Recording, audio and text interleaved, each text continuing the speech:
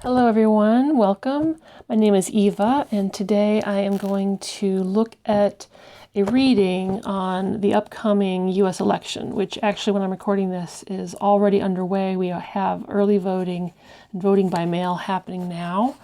So I wanted to take a look at the shape of things, how things are feeling energetically. I'm asking my guides to weigh in on the current energies of the U.S. general election, the presidential race. That is the race between Kamala Harris and Donald Trump,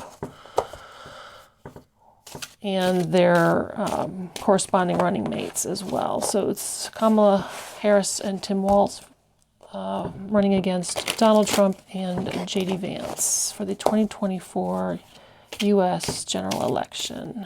I'm going to do a spread of about 12 cards plus the bottom card. What would my guides want to show us about the election outcome and the corresponding energies leading up to that outcome? What do you have for us in the Celtic Cross spread, please? U.S. general election.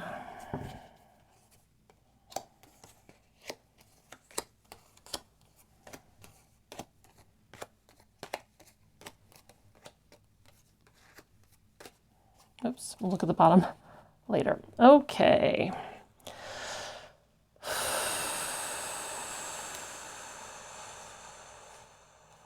Let's see how it goes. In the center here, wow, starting big. Major Arcana 13, that is death. So death means endings and new beginnings. It means closure, like the end of a season, you know, when everything falls down and decays, so that in the spring, after some time goes by, you have new growth. It's in the center of the Major Arcana. So it's not the last completion, which is the World card. This is more like, it is an ending, but it's not like a graduation necessarily. It's more like a necessary ending. Crossed by, wow, Wheel of Fortune. Oh my goodness. So that's also change. These are both cards of change. Wow.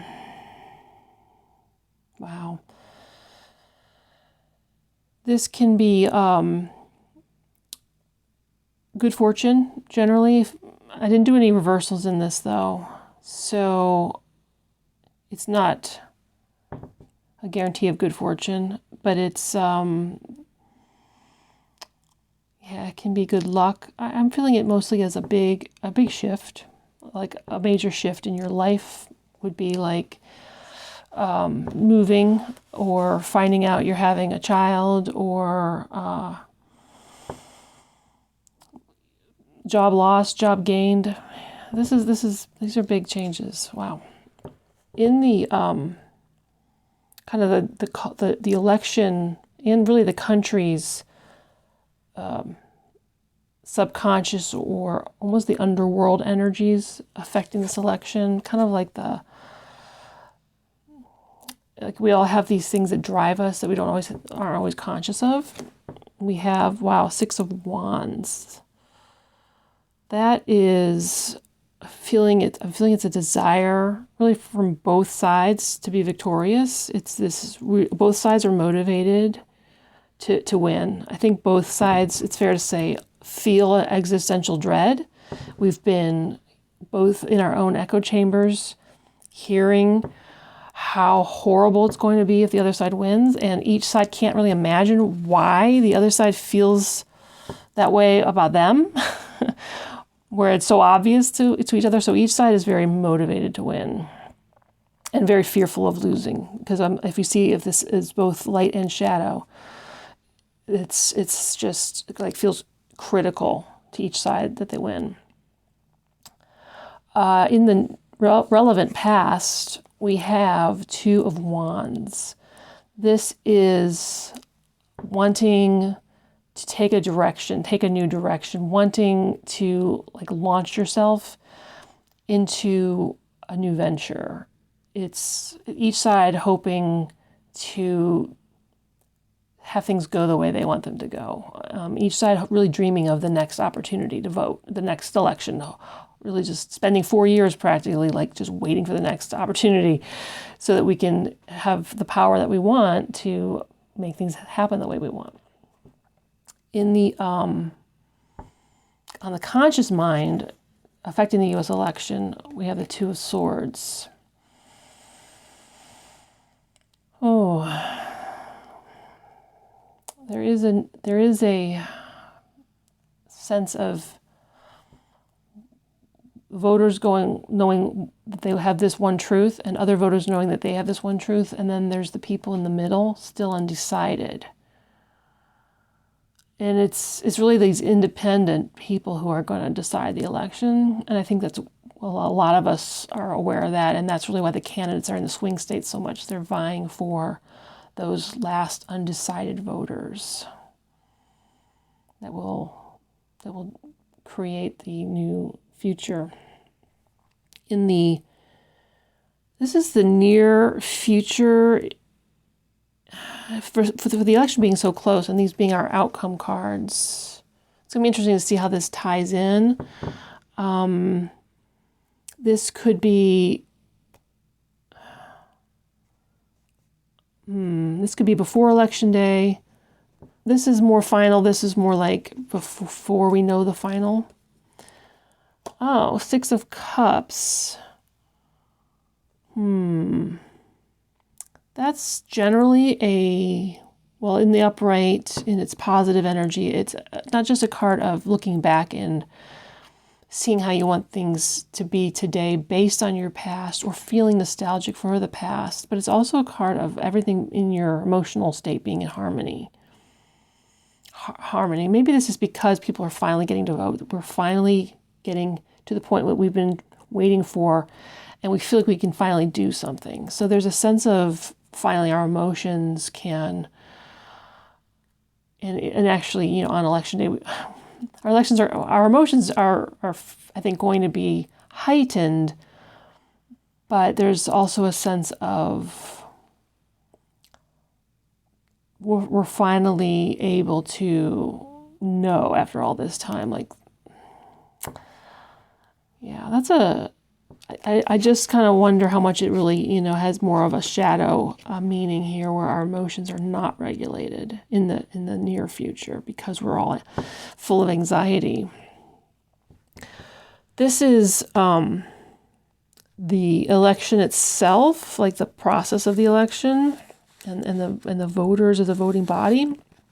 Wow, we have the Knight of Cups, which is delivering your heart, delivering your feelings, delivering your goodwill. The election is about people taking their choice, often maybe not emotional choice exactly, but we are feeling passionate to vote. We are taking our vote to the election center, and we are passionate. We are passionate about our vote. That's what I see in that card. People aren't voting with low interest this time around. There's a lot of interest, a lot of, I guess, unprecedented, perhaps, early voting turnout. This card will be the environment of the election, kind of the energy surrounding the process. Good. We have the Queen here of Wands. That still is passion, and it might indicate passion in women especially, or charismatic, energized people. Yeah, this election is bringing them out for sure. That's interesting. So here we have the hopes and the fears surrounding the election. The World card did come out in reverse. Okay. I must have had some reversals in here from another reading. Wow. So in a way, hope, it is a hope and a fear that, wow. This is the card that finishes the major arcana, like I was saying with the death card not being the end. This is the end. This is graduation. This is completion. This is turning the corner on the cycle you've been in. So yes, the election finally turns the corner on 4 years of working towards the new elected president, both sides working hard to elect a new president, and or keep the incumbent, as the case it may be. This is the hope of that turning out the way you want it to, or the fear of it not completing the way you want it to. Like a student who isn't sure they passed their tests in order to graduate.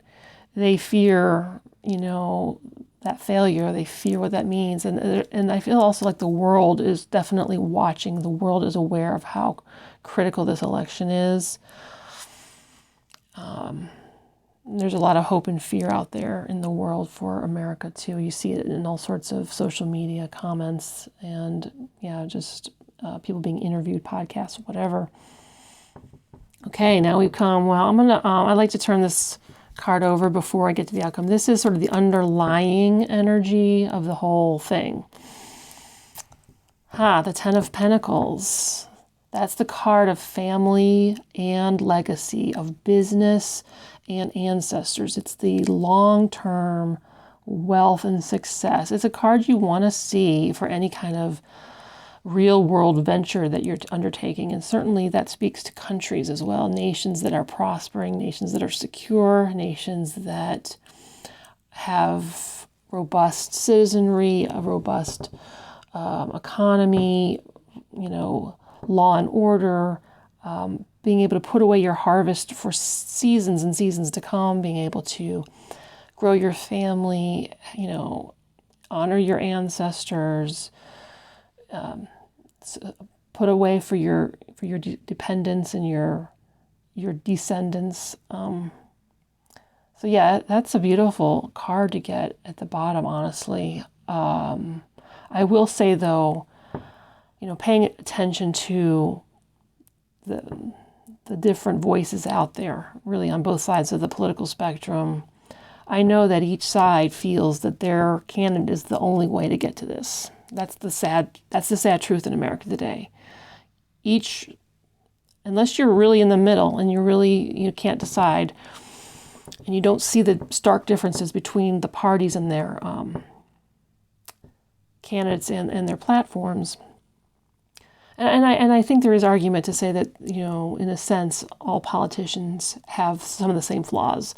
And we as the people have to be on our guard against the types of corruption that can infiltrate and does infiltrate both parties to some degree. It would be better, I think, to have a multi-party system like other countries have set up in the time since the United States set up our Constitution. Our Constitution is one of the oldest for democracy. And I think some of the later ones probably were a little bit wiser in how they did it because they could learn from us, right? But we have this older system of two parties. And right now, the United States is so polarized that each side believes that if the other side wins, this is all completely topsy-turvy and completely not going to happen. Like if you're a Democrat and you think if you were to see the Republicans win, you would feel that LGBTQ families are under threat. That women's right to be able to decide how many children they have is under threat. Women's rights to have IVF is under threat. I should say couples' rights to have IVF is under threat. There's, concern about small businesses. There's concern that Trump wants to lay all these tariffs on businesses and then play favorites with which businesses bow the knee to him, then he'll waive those tariffs. There's all kinds of fears if you're a Democrat. The fears if you're a Republican look like that the idea of the wholesome family with a mother and father is under threat, that the Dems want to do away with that somehow, that they're trying to groom everybody to be Like they believe a lot of things that I feel are not true. They feel that their religious prospects are under threat, that they won't be able to worship the way they want to. I also think that's not true. They feel like their ability to protect their family the way they choose with their own choice of weapons is under threat. Again, all these things are debatable, but this is a real. They feel all these threats. They believe that their way of life is being actively diminished and sought. Try that the Dems are trying to end that way of life. Debate that. That's how they feel. And there's other things too that aren't coming to mind right now. So many things that people fear, right? And I don't think that we really know, but the fears are real. The fears are what's happening here. Okay, let's get to the outcome. 1 second, I take a drink of water.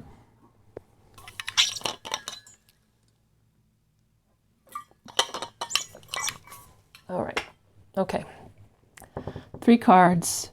The idea is to get a sense of the overall outcome from the 3. None of these is more important than the other. Wow. Devil could be in reverse. Let's just remember that. Devil card. Wow, Tower. Now that came out in reverse, which again, I didn't intend to have any reversals. This is crazy, the Devil and the Tower. These are well shuffled, so that's not the case. Number 15, number 16, Major Arcana. And the Magician. Oh my gosh. 3 Major Arcana here.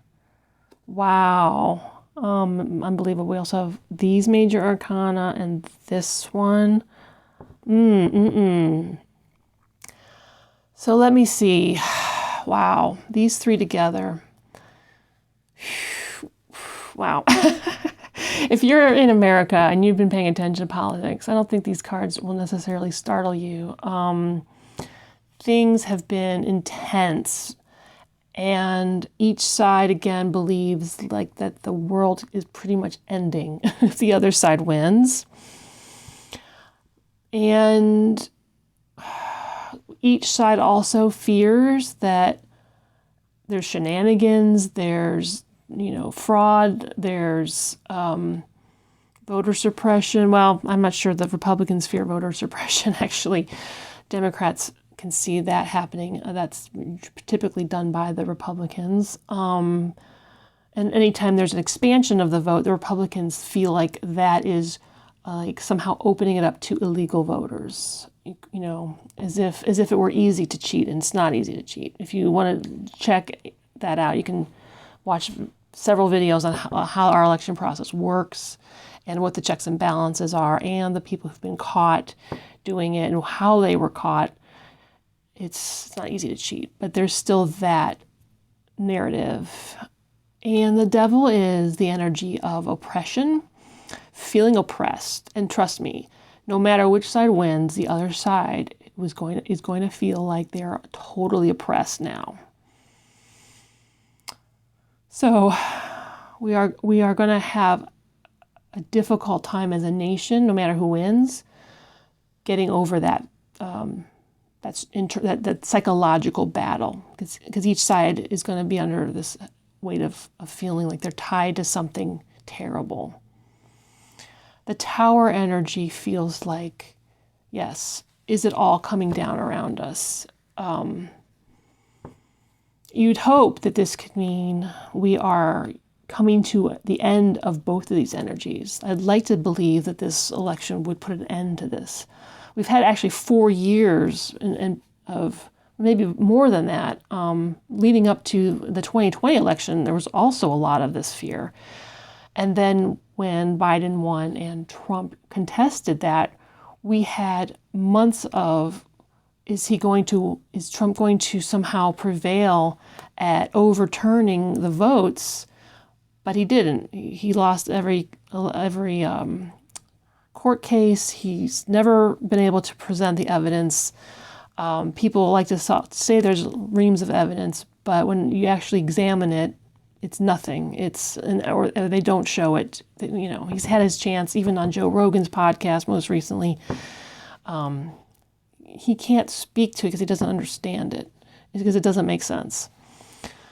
And then this is our redemption right here. The Magician is a card of, it's leadership that can use all the elements in the tarot world, you know, the fire, the air, the earth, and the water, to make something new happen. And they're tapped into divinity. They have this symbol of eternity over their head, because they're working with eternal energies. And it's really going to take incredible leadership and skills. This is a very skilled person, a very dynamic and confident person, to lead the country because of these energies, because of what people feel about this election, and in the months, I'm sure, following the election, if if there's fallout between the different sides. It's going to take a dynamic leader to wrangle all this energy and go forward. I'm just debating whether I want to get any clarity on any of this. We have major arcana energy, folks, because this is, people like to complain that they hear in every election cycle, this is the most important election of our lifetime.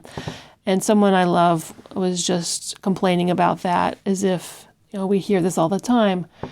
But, as someone who has paid attention more and more to politics in the last, 6 years or so, and then before that, I wasn't completely unaware. I was paying some attention to it. I was voting every year. My voting habits have changed. I've moved from voting in one party to voting in the other party.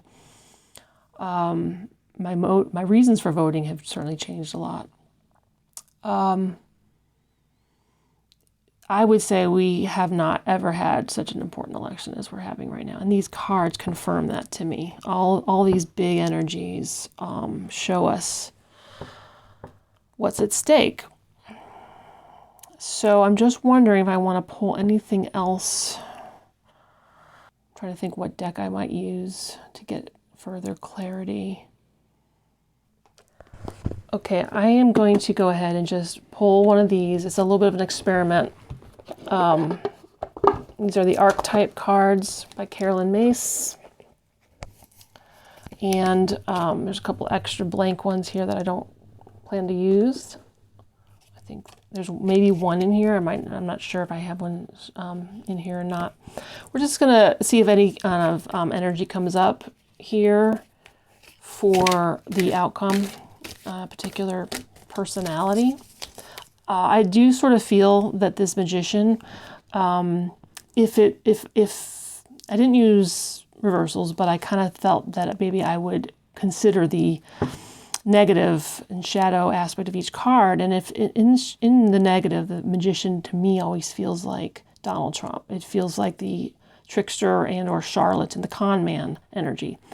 And in the upright, it feels more like Kamala, because that's how I see her. And I see I'm on that side of things. I see her as change for the better, and as a very dynamic, capable, skilled woman, with all her skills as a prosecutor and a senator. I do trust her to be this dynamic leader. But either way, it's going to be volatile.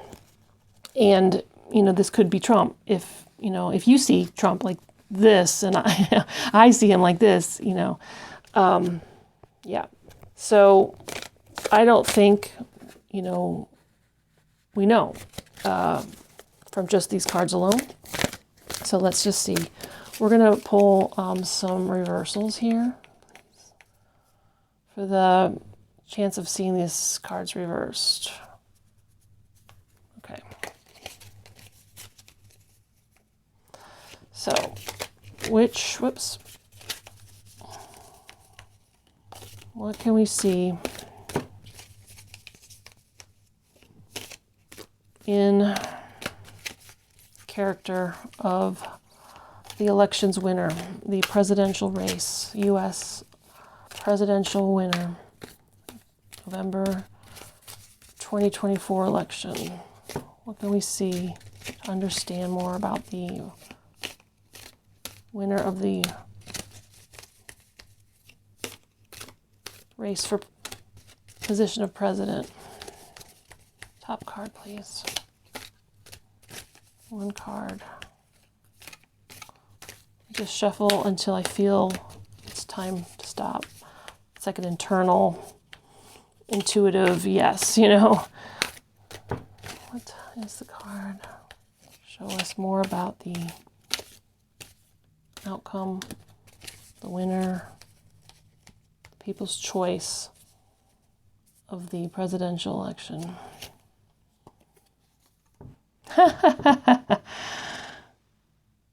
Wow. Virgin, light attribute, maintaining symbolic purity of heart and spirit. We have a brown-skinned female. So I am biased. You know, I'm biased from what I've said here. That's a good sign for me. But again, it's going to take a dynamic leader. And yes, Kamala, though she's not a virgin, technically a virgin, actually, the interesting thing about this word, in our common era, we only think of it pretty much one way. Someone inexperienced at something, right? But it used to mean a woman who was independent of a man. Like the Vestal virgins were women who were whole unto themselves. It didn't have a sexual connotation or even necessarily an inexperienced connotation. It had a different meaning. It actually was a powerful meaning for a woman to have once upon a time. A woman who is really independent of a man. So, like set apart, for her own work. Do some research in that word if you're curious. But yeah, that's very interesting. I'm going to leave it there. I'm going to wish you all well, and I'm going to ask you all to hold on as best you can. Be responsible. Do your civic best, and let's pray for the U.S. in this election, and getting through this election, getting through the months afterward, getting to Inauguration Day in January and beyond. We're going to need all the prayers we can get. So thank you so much for joining me, and I wish you all well. Until next time, bye-bye.